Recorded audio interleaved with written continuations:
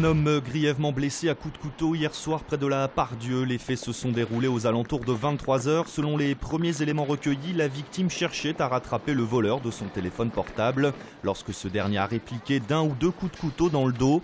Grièvement blessé mais conscient, l'homme a été transporté en urgence dans un hôpital lyonnais. Son pronostic vital n'est pas engagé. L'agresseur, lui, est toujours en fuite. La pilule qui passe mal chez Boiron. Les syndicats viennent d'avoir confirmation au comité central d'entreprise du projet de suppression d'une cinquantaine de postes sur le site de Messimy. Ils nous ont présenté un projet que toutes les OS confondues on refuse. C'est évident, enfin, ils veulent externaliser le service informatique et pour nous, c'est pas bon. C'était une réaction négative de tous les élus du comité central d'entreprise, mais également de l'ensemble des salariés de Boiron qui ne comprennent pas ces suppressions d'emplois le même jour où l'entreprise a annoncé des bénéfices records en 2013. Boiron aurait en effet augmenté son chiffre d'affaires d'environ 10% en 2013, mais selon la direction, ces bons résultats n'ont rien à voir et pas question de faire marche arrière. Si nous avons 2 fois plus d'argent, nous n'allons pas embaucher 2 fois plus de personnes parce qu'on a 2 fois plus d'argent. On va faire plus de recherche, on va faire plus de formation médicale, pharmaceutique. Donc il faut arrêter de rêver à des imbécilités. Il faut l'efficacité, donc les discussions vont porter surtout sur quoi? Sur les modalités. Comment est-ce que ça peut se faire? Comment est-ce qu'on peut être le plus humain possible dans les cas qui vont se présenter? Ces suppressions de postes devraient être étalées sur 4 ans.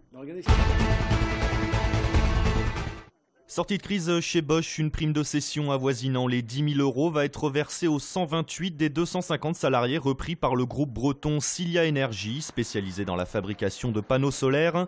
Le processus de cession devrait reprendre dès la semaine prochaine. Au chapitre social, toujours, les Citelles de nouveau dans la rue ce matin. Une cinquantaine de salariés ont défilé entre Saxe-Gambetta et la Tour Suisse dans le quartier de la Pardieu. Placée en redressement judiciaire, l'entreprise qui compte 410 employés est toujours dans l'attente d'un repreneur. Donc à l'heure où on se parle, il y a eu une seule offre officielle de la part de la société Gruau pour reprendre seulement 40 personnes. On est très loin du compte, sachant qu'on est aujourd'hui 410 dans l'entreprise. Le mot d'ordre de l'intersyndicale, c'est toujours le maintien des 410 emplois qui sont sur le site.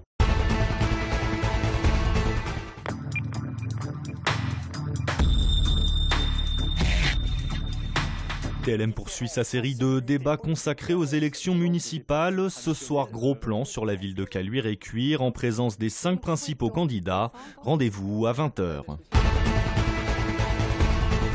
On lave autour du cou, on le referme. Et voilà, ça vous crée un col bien chic, bien chaud. On connaissait le tour de cou pour aller skier. Voici désormais le tour de cou urbain. Baptisé Coudou, il est beaucoup plus chic. Son créateur, un Lyonnais, en avait marre d'avoir froid sur son scooter. En fait, en 2009, je roulais en scooter à Paris en plein hiver et j'étais jamais satisfait de tous les foulards et toutes les écharpes que j'avais à ma disposition. Alors, au cours d'un séjour qu'on a fait avec ma femme aux Pays-Bas, à Amsterdam, j'ai découvert pour la première fois des tours de cou un peu plus chics que ce qu'on a l'habitude de nous proposer. Mathieu s'est donc inspiré du tour de cou ramené d'Amsterdam et après quelques cours de couture, il a lancé sa propre marque. On imagine des tours de cou pour aller au ski par exemple, ou des tours de cou très basiques, noirs, qui n'ont vraiment aucun cachet. L'idée c'était de proposer ce produit-là pour le centre-ville, pour une utilisation urbaine, donc forcément en le rendant un peu plus chic. Ici par exemple on a une toile de coton, là on a une flanelle, là on a de la suédine, ça c'est un polyester imprimé. Hommes, femmes, enfants, aujourd'hui ils vendent donc une trentaine de pièces différentes, principalement sur internet. Le produit est 100% made in France, alors forcément le Coudou a un coût, en moyenne une cinquantaine d'euros. Nous tissons avec la moto des liens qui sont des liens souvent très féconds, des liens d'intimité puissante.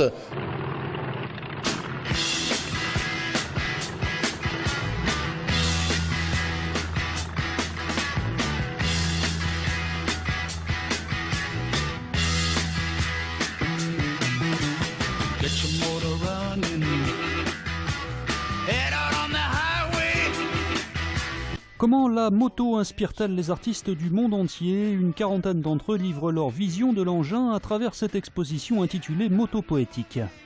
Le mot poétique est pris dans son sens grec, si vous voulez, son premier sens, qui est celui de la création. La moto est certes un engin de mobilité dont on se sert pour se déplacer, certes un engin produit industriellement, donc assez vulgaire de certaine façon, mais c'est aussi un très fort embrayeur de sensibilité, d'émotion et de créativité.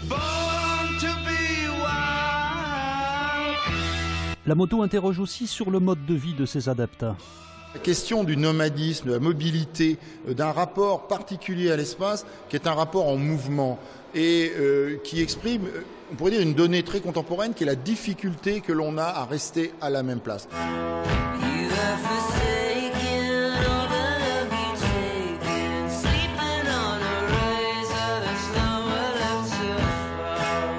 L'exposition Moto Poétique est à découvrir au Musée d'Art Contemporain de Lyon jusqu'au 20 avril.